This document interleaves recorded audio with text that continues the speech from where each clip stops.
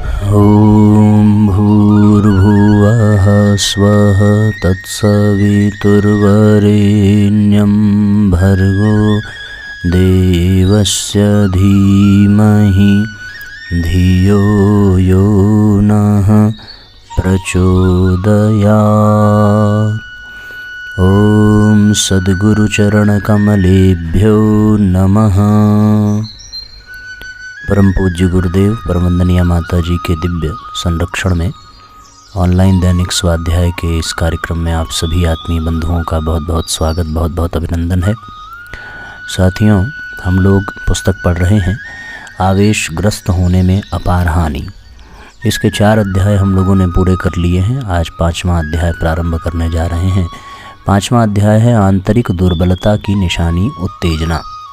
2 दिनों से हम लोगों ने क्रोध के विषय में, क्रोध के कारण, क्रोध के निवारण, क्रोध के परिणाम, क्रोध का प्रभाव, ये सारी बातें, क्रोध के लक्षण, ये सारी बातें हम लोगों ने पिछले दिनों इस पुस्तक के माध्यम से पाई हैं। आइए आज नए अध्याय में देखते हैं क्या सूत्र गुरुदेव हम सबको प्रदान करते हैं। उत्तेजना मनुष्य की मानसिक कमजोरी से उत्पन्न एक आवेश है जिसमें वह अपनी भावनाओं पर नियंत्रण नहीं कर पाता और भावात्मक संतुलन खो बैठता है। नृशंसता, मारपीट, उत्पात, लड़ाई झगड़े, कलह, प्रतिशोध आदि का प्रधान कारण मनुष्य की यह मानसिक उत्तेजना ही होती है। उत्तेजक स्थिति में मनुष्य सब कुछ कर सकता है। आए दिन उत्तेजना के दुष्परिणाम सामने आते रहते हैं। उनके विवरण कभी कभी समाचार पत्रों में भी हम लोग पढ़ते रहते हैं। कुछ समय पहले की बात है, एक शिक्षित युवक ने जरा सी कहासुनी हो जाने पर अपनी पत्नी और बच्चों की हत्या कर दी। स्वयं रेल की पटरी पर जा लेटा जहां उसे पकड़ लिया गया। पारिवारिक जीवन की जरा सी खटपट से उत्तेजित होकर कई युवतियां आत्महत्या कर लेती हैं। कई व्यक्ति तो काल्पनिक संदेहों से ही उत्तेजित होकर प्रतिक्रिया स्वरूप भयंकर कृत्य कर बैठते हैं। कुछ समय पूर्व एक समाचार निकला था कि एक व्यक्ति ने अपनी पत्नी के चरित्र पर संदेह हो जाने से उसे मार दिया। व्यक्तिगत जीवन की तरह ही सामूहिक रूप में जब उत्तेजना का वातावरण छा जाता है तो और भी भयंकर परिणाम पैदा होते हैं। भारत में बंटवारे के समय हुए हिंदू मुस्लिम दंगों के हृदय विदारक दृश्य अब भी दिल को दहला देते हैं। उत्तेजित छात्रों, मजदूरों, संप्रदायवादियों आदि के झगड़े, हुल्लड़ बलवे अक्सर होते रहते हैं जिनमें जनधन व्यवस्था, सुरक्षा की भारी हानि होती है। कई व्यक्ति मानसिक दुर्बलता से ऐसे ग्रसित होते हैं कि छोटी छोटी बातों पर अत्यधिक उत्तेजित हो उठते हैं। ऐसे लोगों को क्षण भर में मित्र, क्षण में शत्रु बनते देर नहीं लगती। इनकी कोमल भावनाओं को उभार कर कोई भी मधुर स्वभाव का आदमी इन्हें ठग सकता है। ऐसे लोग किसी पर भी बहुत जल्द कृपालु हो जाते हैं, उसे सर्वस्व दे बैठते हैं, पीछे अपनी मानसिक दुर्बलता पर पछताते हैं। पर बुद्धिमान लोग किसी की जरा से छेड़ देने पर न तो तुरंत आवेश में आते हैं और न कभी चिकनी चुपड़ी बातों में आकर जल्दी ही बहक जाते हैं। उत्तेजना प्रधान स्वभाव का स्वास्थ्य पर भी बहुत बुरा असर पड़ता है। उत्तेजना के आवेश में शरीर के नाड़ी संस्थान एवं स्नायुमंडल पर बुरा प्रभाव पड़ता है। उनमें खिंचाव, तनाव बढ़ जाता है। बार बार ऐसे होने पर उनकी जीवनी शक्ति क्षीण हो जाती है और दैनिक साधारण कामकाज चलाने में भी थकान बढ़ जाती है। आगे पूज्य गुरुदेव लिखते हैं, नाड़ी मंडल में तनाव बढ़ जाने से खून का दौरा तेज हो जाता है, शरीर का तापक्रम बढ़ जाता है। इससे खून के शक्तिदायक तत्व नष्ट होने लगते हैं और रक्त में दूषित तत्वों की वृद्धि हो जाती है। हृदय को भी ऐसी दशा में अधिक काम करना पड़ता है। फलतः वह कमजोर हो जाता है। दिल की धड़कन, घबराहट, रक्तचाप आदि की बीमारियां बहुधा इसी प्रकार पैदा हो जाती हैं। उत्तेजना से मस्तिष्क के स्नायु तंतुओं में खिंचाव पैदा हो जाता है, जिससे थोड़े दिनों में ही मस्तिष्क अपनी स्वाभाविक कार्यशीलता में असमर्थ हो जाता है। मृगी, बेहोश, उन्माद, विस्मृत आदि रोग पैदा हो जाते हैं। उत्तेजना प्रधान व्यक्ति के पाचन में गड़बड़ी पड़ जाती है। आंतें और आमाशय अपना काम ठीक प्रकार नहीं कर पाते। उनसे निकलने वाला पाचक रस पूर्ण मात्रा में नहीं निकलता, फलतः वे भोजन को अच्छी तरह पचा नहीं सकते। इस प्रकार उत्तेजना की बीमारी से सारा स्वास्थ्य चौपट हो जाता है। ऐसे व्यक्ति दुर्बल, रोगग्रस्त रहते हैं, खून की कमी हो जाती है, पाचन संस्थान खराब हो जाता है, तो स्मृति शक्ति भी कुंठित हो जाती है। साथियों, आप देख रहे हैं कि उत्तेजना, आवेश किस प्रकार से शारीरिक स्वास्थ्य को चौपट करने का काम कर रहा है। कितने लोग कितने जघन्य अपराध कर जाते हैं छोटी छोटी बातों पर उत्तेजित होकर के। उत्तेजना एक क्षणिक पागलपन है, उद्वेग की एक आंधी है, उच्छृंखल भावनाओं का विनाशकारी नृत्य है। क्रोध, ईर्ष्या, द्वेष दुर्भावनाओं का ज्वाल है जिसमें निर्बल इच्छा शक्ति वाला मनुष्य संभल नहीं पाता और बारूद से बने पुतले की तरह नष्ट भ्रष्ट हो जाता है। उसे जीवन, सौंदर्य, माधुर्य, सुख, शांति, सफलता आदि से हाथ धोना पड़ता है। उत्तेजना से मनुष्य की विवेक शक्ति धीरे धीरे समाप्त होने लगती है, उसकी दूरदर्शिता कुंठित हो जाती है। उत्तेजना की दशा में कोई भी मनुष्य किसी बात पर सही निर्णय नहीं कर पाता और बिना आगे पीछे की सोचे वह चाहे जो कुछ करने पर उतारू हो जाता है। परिणाम यह होता है कि धीरे धीरे उसकी यही स्थिति बन जाती है जिसमें विवेक और दूरदर्शिता से निर्णय किए बिना ही उत्तेजना के दौर में काम होने लगता है। मानव स्वभाव की यह विशेषता है कि उससे बार बार जिस तत्व का संपर्क होता है वह उसी के अनुरूप बनने लगता है। उत्तेजना के बार बार आने वाले दौर से मनुष्य का स्वभाव ही उत्तेजक बन जाता है। विवेकशीलता, दूरदर्शिता कुंठित हो जाती है। आवेश की आंधी में आध्यात्मिक एवं मानसिक शक्तियाँ शिथिल एवं निष्क्रिय होने लग जाती हैं। उत्तेजक स्वभाव बन जाने से दया, क्षमा, संतोष, शांति, प्रतिभा आदि सद्वृत्तियाँ भी तिरोहित हो जाती हैं। उत्तेजना मानव स्वभाव का एक ऐसा दोष है जो पैतृक संस्कारों, वातावरण, संगति एवं खराब स्वास्थ्य आदि के कारण अपना घर कर लेती है। जो भी हो, किंतु जिसके स्वभाव में उत्तेजना ने घर कर लिया उसे जल्दी ही इससे छुटकारे के लिए प्रयत्न करना चाहिए, अन्यथा यह विष वृक्ष संपूर्ण जीवन पर छाकर उसे नीरस, शुष्क, भयंकर, दयनीय एवं नारकीय बना देगा। बहुधा बीमारी से उठने पर अथवा स्वास्थ्य के कमजोर होने पर मनुष्य के स्वभाव में चिड़चिड़ापन, झल्लाहट अथवा बात बात में उत्तेजना होने लगती है। खराब स्वास्थ्य होने से मनुष्य की मानसिक स्थिति कमजोर हो जाती है, जिससे स्वभाव वैसा ही बन जाता है। उत्तेजना से छुटकारा पाने के लिए सर्वप्रथम अपने स्वास्थ्य का सुधार करना आवश्यक है। स्वास्थ्य खराब हो तो चिकित्सा, आहार विहार का संयम, व्यायाम, योगासन आदि से सुधारने का प्रयत्न करना चाहिए। स्वास्थ्य ठीक होने पर उत्तेजक स्वभाव स्वतः ठीक हो जाता है। अधिक से अधिक निश्चिंत एवं प्रसन्न चित्त रहने का प्रयत्न करना चाहिए। हर समय चिंताओं, उलझनों में डूबे रहने पर, बेसिर पैर की अनावश्यक बातों पर सोच विचार करते रहने पर छोटी छोटी बातों में ही मनुष्य का मन प्रगति करता है, जिससे मस्तिष्क की प्रौढ़ता, उर्वरता शक्ति कुंठित हो जाती है। ऐसे व्यक्तियों को छोटी छोटी बातों पर झल्लाहट होने लगती है। मित्रों की छोटी छोटी हंसी मजाक की बातों में भी वे षड्यंत्र का आभास, अपमान, तिरस्कार की कल्पना करके तिल का ताड़ बना लेते हैं। इससे भी धीरे धीरे मनुष्य का उत्तेजक स्वभाव बन जाता है। अतः अपना दृष्टिकोण उदार और विशाल बनाना चाहिए। सब पर विश्वास, सब में घुलने मिलने की आदत, सबके प्रति आत्मीयता, शुभकामनाएं, सद्भावनाएं मनुष्य के मस्तिष्क को प्रौढ़, विशाल और गंभीर बनाती हैं। उत्तेजक तथा मादक पदार्थ तथा मिर्च मसाले, शराब, मांस, धूम्रपान, नशेबाजी आदि से दूर रहना आवश्यक है। इनसे अश्लील तथा हीन भावों की उत्पत्ति होती है। यत्र तत्र होने वाले दुष्कर्म, हिंसा, अनाचार, अपराधों में एक प्रमुख कारण ये नशीले, उत्तेजक और मादक पदार्थ भी हैं, जो मनुष्य के मस्तिष्क को रुक्ष, क्षीण और जर्जरित कर देते हैं। नम्रता, सहिष्णुता के अभ्यास से उत्तेजक उष्ण स्वभाव को सुधारा जा सकता है। मनुष्य एक सामाजिक प्राणी है। समाज में परस्पर के मेलजोल, सहानुभूति, सहयोग से ही काम चलता है। स्थान स्थान पर मनुष्य का मनुष्य से काम पड़ता है। मालिक नौकर, अफसर और क्लर्क, माता पिता और संतान, बड़े और छोटों के संबंधों में मनुष्य को एक दूसरे से नम्र होना पड़ता है, एक दूसरे का आदर करना पड़ता है, अनुशासन मानना पड़ता है। ऐसी स्थिति में नम्रता और सहिष्णुता जीवन का एक व्यापक नियम है। जो कठोर अभिमानी होते हैं, सहिष्णुता एवं नम्र नहीं होते, उन्हें एक दिन टूटना पड़ता है। नम्रता और सहिष्णुता से प्रबल विरोध में भी अपना अस्तित्व कायम रखा जा सकता है।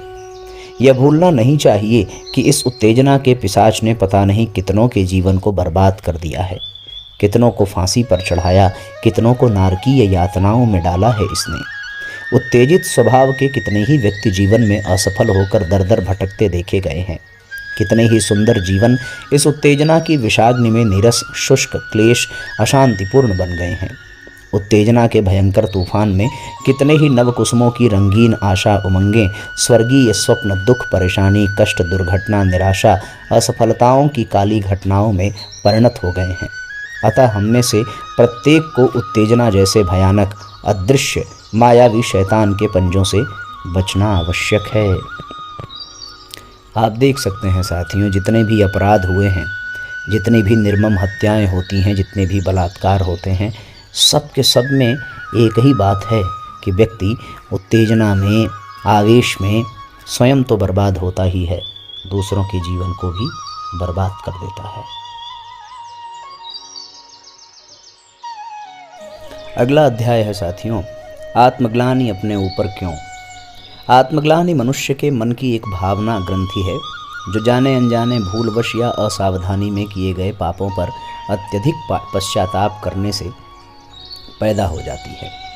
वैसे किसी भी दुष्कृत्य पाप कर्म पर मनुष्य को पश्चाताप आवश्यक होता है, और उस सीमा तक यह आवश्यक भी है जब मनुष्य भविष्य में वैसा न करने का संकल्प करता है। पाप कर्मों से बचने के लिए भूल सुधार का दृढ़ प्रयत्न होता है। ऐसी स्थिति में पश्चाताप मनुष्य का पाप से उद्धार भी कर देता है। लेकिन जब यह सीमा से अधिक बढ़ जाता है, तब आत्मग्लानि का रूप धारण कर लेता है। आत्मग्लानि में मनुष्य सुधार की ओर अग्रसर नहीं होता, वरन अपने आप को पापी, दुराचारी मान बैठता है। इस हीन भावना से उसकी कार्य क्षमता, सृजन शक्ति व्यर्थ ही नष्ट होने लगती है। हीन विचारों में डूबे रहने से कई शारीरिक और मानसिक व्याधियां उत्पन्न हो जाती हैं। आत्मग्लानि पैदा हो जाने पर मनुष्य अपने आप को पापी, दुष्ट समझकर धिक्कारता रहता है। वह सामाजिक जीवन में उतरकर कोई काम करने में एक प्रकार का भय और घबराहट सी महसूस करता है। जो आत्मग्लानि के आधिक्य से दबा हुआ है, चाहे कितना ही योग्य अनुभवी जानकार क्यों न हो, वह प्रगति के पथ पर आगे न बढ़ सकेगा, क्योंकि जो आगे कदम रखने से पूर्व ही अपने आप को पापी मान बैठा है, दूसरों के साथ चार आंखें करने की जिसमें हिम्मत नहीं है, संकोच, शंकाएं, भय जिसे कुछ करने नहीं देते, ऐसा व्यक्ति किसी भी क्षेत्र में सफल हो सके, यह संभव नहीं।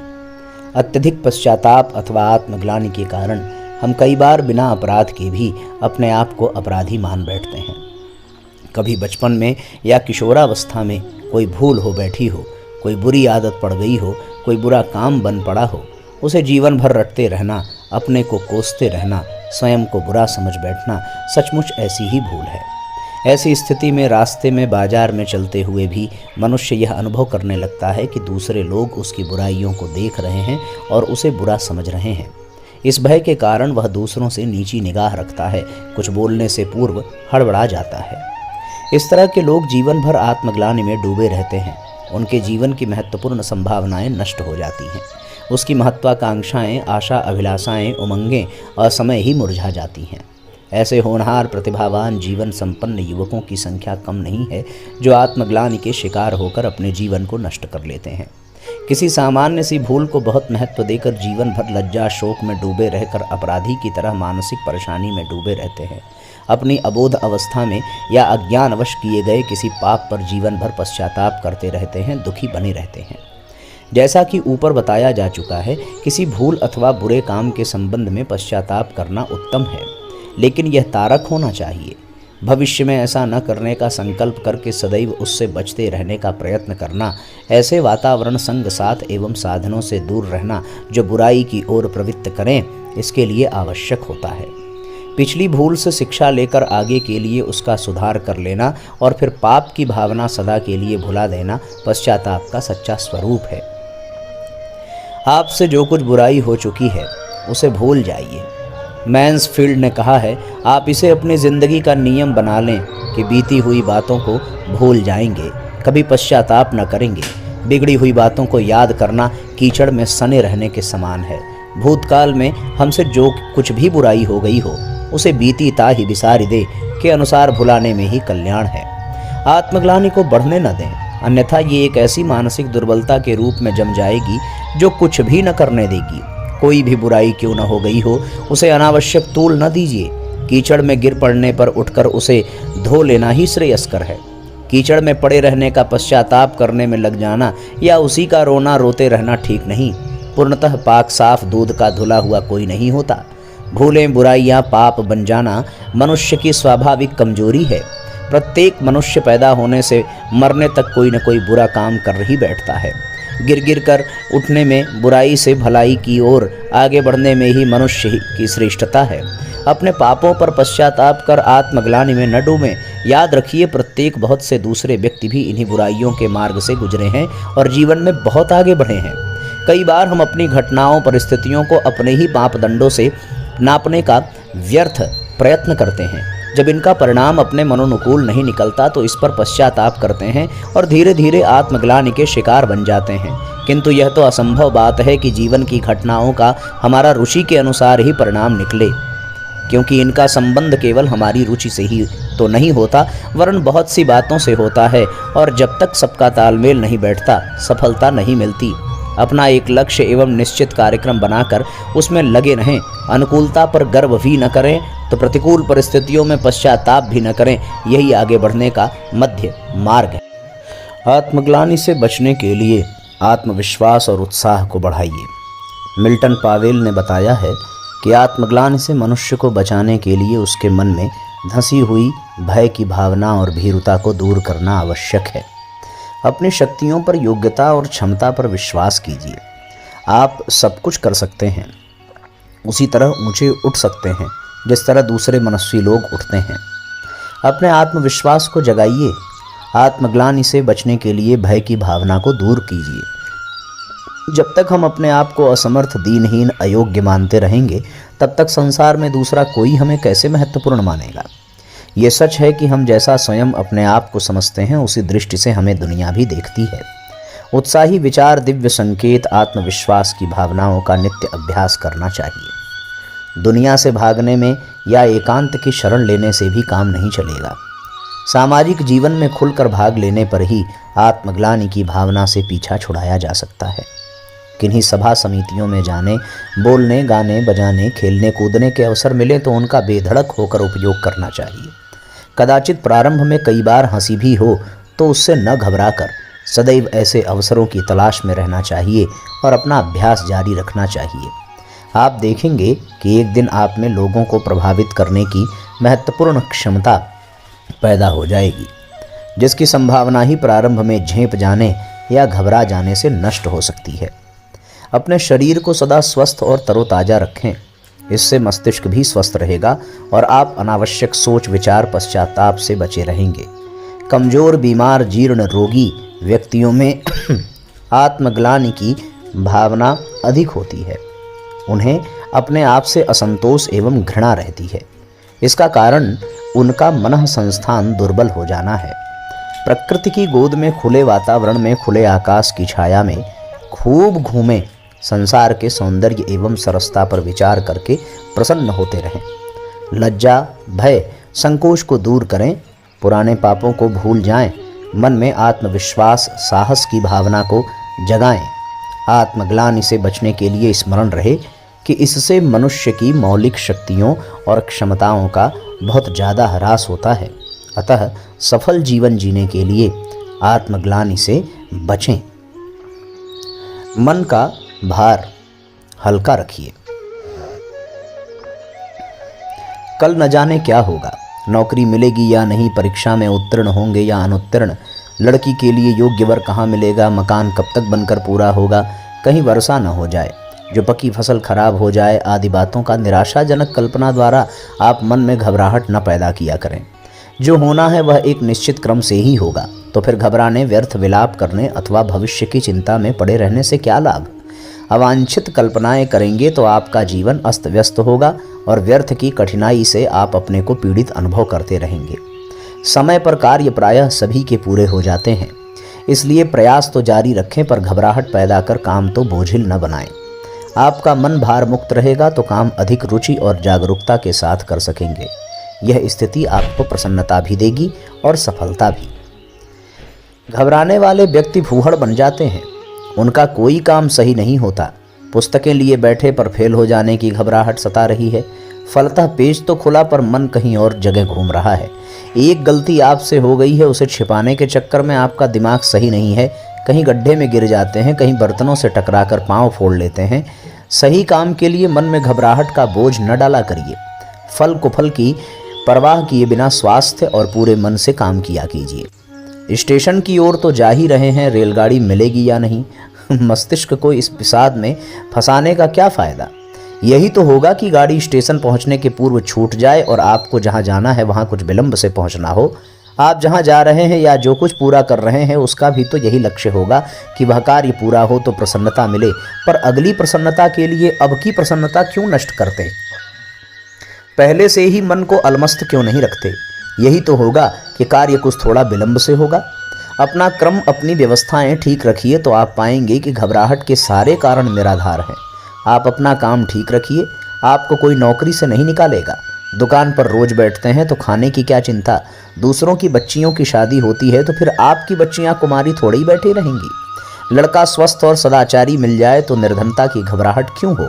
आप अपनी व्यवस्था के साथ अपना दृष्टिकोण ठीक रखिए, आपकी सारी कठिनाइयां अपने आप हल होती रहेंगी। घबराना तो उन्हें चाहिए जो हाथ पर हाथ रखे बैठे रहते हैं। कर्मशील व्यक्ति के लिए असफलता की आशंका नहीं होनी चाहिए। कार्य करते हुए मानसिक असंतुलन रखना एक बड़ी कमजोरी है। इसी से सारी परेशानियां पैदा होती हैं। मन का झुकाव कभी इस ओर कभी उस ओर होगा तो आप कभी एक काम हाथ में लेंगे और वह पूरा नहीं हो पाएगा, दूसरे काम की ओर दौड़ेंगे। इस गड़बड़ी में आपका न पहला काम पूरा होगा न दूसरा, सब अधूरा पड़ा रहेगा। जीवन में उदासी, खिन्नता एवं अप्रसन्नता के वास्तविक कारण बहुत कम ही होते हैं। अधिकांश कारण घबराहट से उत्पन्न भय ही होता है।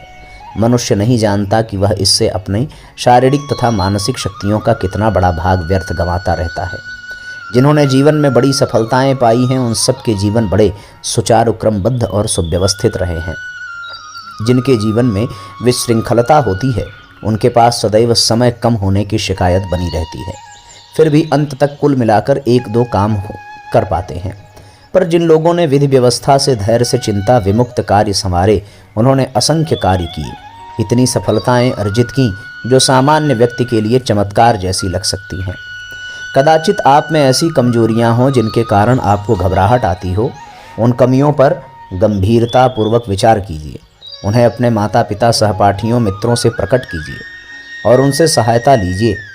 जिन लोगों ने छोटी अवस्थाओं से बढ़कर, कदाचित आप में ऐसी कमजोरियां हों जिनके कारण आपको घबराहट आती हो, उन कमियों पर गंभीरतापूर्वक विचार कीजिए, उन्हें अपने माता पिता, सहपाठियों, मित्रों से प्रकट कीजिए और उनमें सहायता लीजिए। जिन लोगों ने छोटी अवस्थाओं से बढ़कर बड़े कार्य किए हों, उनके जीवन चरित्र पढ़िए। मानसिक कमजोरियों को दूर करने के लिए अपने सहृदय अभिभावकों और मित्रों के प्रति आपका जीवन एक खुली पुस्तक की तरह होना चाहिए, जिसका हर अच्छा बुरा अध्याय पाठक आसानी से समझ सकता हो। आप अपनी कमजोरियों को हल औरों से पूछिए और उन्हें दूर करने का प्रयत्न किया कीजिए। अब तक आप आत्म प्रशंसा के लिए अधीर रहते रहे, अब आप आत्मालोचन से प्रसन्न हुआ करिए, तो आपका जीवन प्रतिदिन निखरता चला जाएगा। उसमें शक्ति, साहस और सफलता की कमी नहीं रहेगी। ये अध्याय साथियों संभव हो तो फिर से एक बार आप सुनें और बहुत गहराई, बहुत गंभीरता से इसको समझें। किसी भी व्यक्ति के उत्थान का आधार बन सकता है ये अध्याय, और इसमें लिखी हुई बातें, परम पूज्य गुरुदेव का दिया हुआ ये चिंतन प्रत्येक निराशावादी व्यक्ति को बार बार सुनना चाहिए। गायत्री मंत्र साथ साथ। ओम भूर्भुवः स्वः तत्सवितुर्वरेण्यं भर्गो देवस्य धीमहि धियो यो नः प्रचोदयात्। सभी आत्मीय बंधुओं को बहुत बहुत प्रणाम, बहुत बहुत धन्यवाद। सबका मंगल हो। शुभ रात्रि।